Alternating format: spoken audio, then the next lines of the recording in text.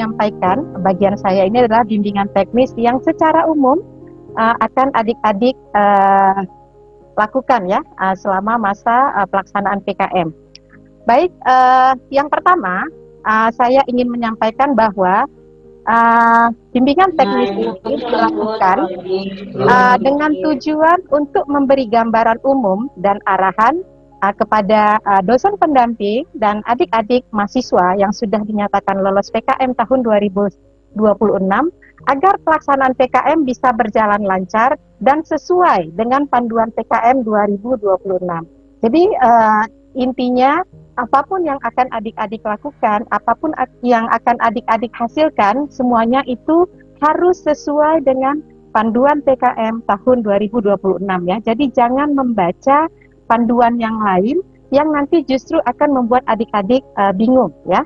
Karena ada banyak perbedaan antara panduan tahun 2026 dengan panduan tahun-tahun sebelumnya. Baik, kemudian materi hari ini itu ada teknis pelaksanaan PKM yang akan saya jelaskan sebentar lagi.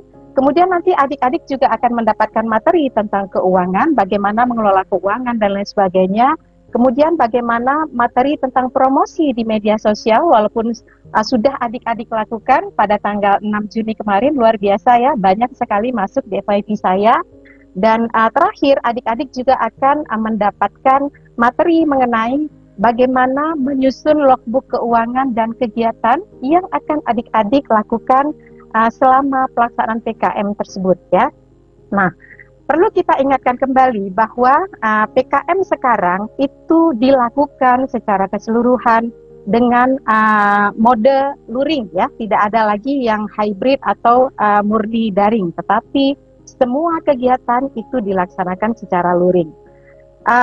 Perlu kami sampaikan kenapa hanya 1.121 tim yang didanai pada tahun ini, bahwa metode seleksi untuk tim yang menerima pendanaan itu yang pertama adalah passing grade per klaster perguruan tinggi per skim PKM, karena perguruan tinggi ini kan terdiri dari beberapa klaster, kemudian ada skema atau skim yang berbeda, kemudian kuotanya tersebut itu disesuaikan dengan besaran anggaran yang tersedia di kementerian. Kemudian untuk prosedur seleksi pertama adalah bahwa penentuan kuota jumlah proposal yang akan dibiayai per klaster perguruan tinggi per skema PKM itu pertama adalah proporsi jumlah proposal masuk dan proposal lolos seleksi pada tahap 1. Jadi pada tahap administrasi itu juga menjadi dasar untuk penentuan kuota jumlah proposal yang didanai pada tahun ini ya. Kemudian selanjutnya bahwa penentuan passing grade per klaster perguruan tinggi per skema PKM berdasarkan hasil perhitungan kuota. Jadi ada beberapa hal yang kami lakukan atau Dirjen Kemahasiswaan dan Pembelajaran lakukan untuk menentukan tim mana yang layak untuk didanai pada PKM tahun 2026. Dan bahwa passing grade per klaster perguruan tinggi per skema PKM itu berbeda ya. Jadi passing grade-nya bisa berbeda tergantung klaster dan tergantung juga skema yang diikuti. Baik, saya lanjutkan.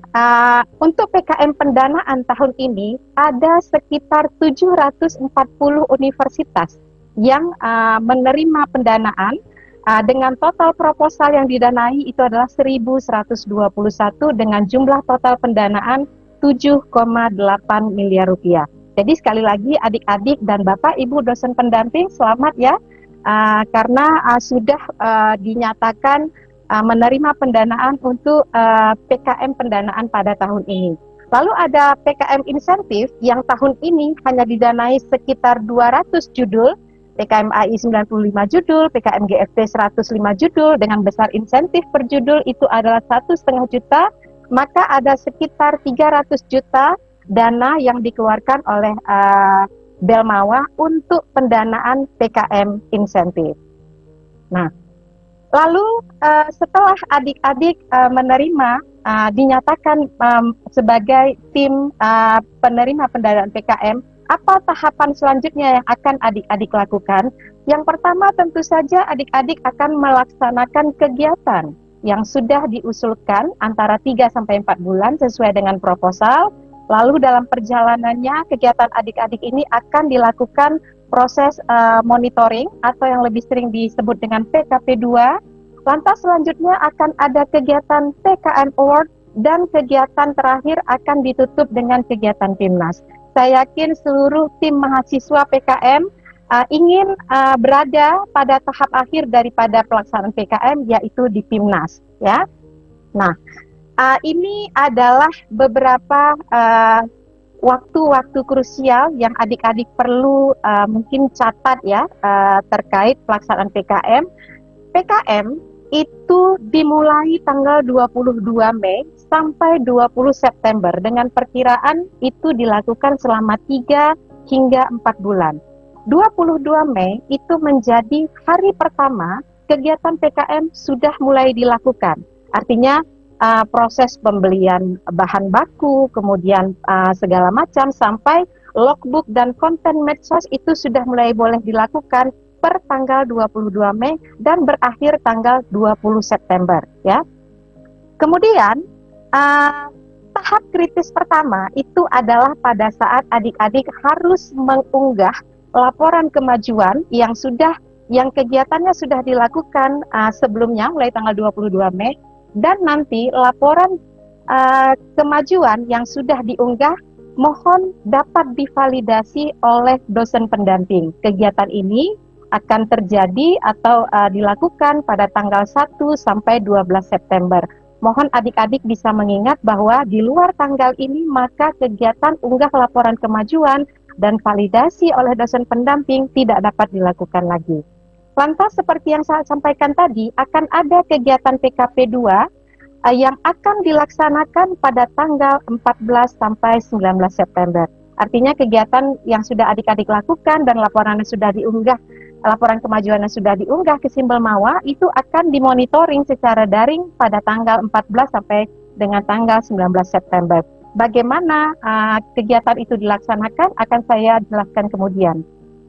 Kemudian ada kegiatan PKM Award yang akan dilaksanakan tanggal 19 hingga 20 September. Kemudian tahap kritis pertama adik-adik diwajibkan untuk seluruh tim ya mengunggah laporan akhir dan kembali divalidasi oleh dosen pendamping. Kegiatan ini dilaksanakan pada tanggal 21 September sampai 3 Oktober tahun 2026. Kemudian pada tanggal 5 sampai tanggal 9 Oktober, reviewer akan melakukan proses penilaian laporan akhir dan juga mungkin luaran-luaran wajib yang ditargetkan supaya adik-adik bisa lakukan pada tanggal 5 sampai 10 Oktober. Kemudian pada tanggal 12 dan 13 Oktober, adik-adik akan menerima pengumuman tim yang mana yang akan ikut ke PIMNAS. Nah, ya, jadi ini tanggal yang lumayan deg-degan ya.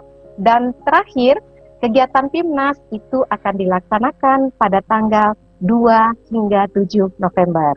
Oke ya, jadi mohon nanti materinya akan dibagikan kepada adik-adik, mungkin bisa mengingat-ingat ya, atau kalau perlu ditempel di ruang kerjanya supaya kegiatan dilakukan tidak melewati batas-batas yang sudah diberikan. Oke, apa kunci keberhasilan supaya tim PKM ini bisa menghasilkan kegiatan sesuai dengan yang sudah diusulkan?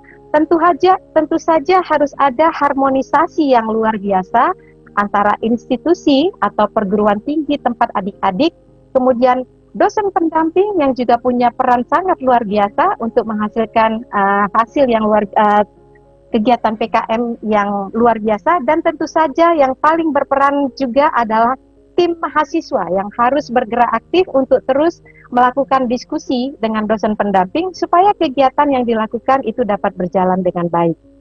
Nah, kewajiban mahasiswa seperti yang sudah saya sampaikan tadi, tentu saja mengkomunikasikan pelaksanaan PKM dengan dosen pendamping secara rutin ya, agar apabila ada kendala yang dihadapi dapat didiskusikan dan dicarikan solusinya. Jadi saat ini mungkin sejak tanggal 22 Mei PKM mungkin sudah berjalan selama lebih kurang 2 minggu lebih. Saya yakin tim mahasiswa sudah melakukan komunikasi yang cukup insentif dengan dosen pendamping supaya kegiatan yang sudah dijadwalkan bisa berjalan dengan baik.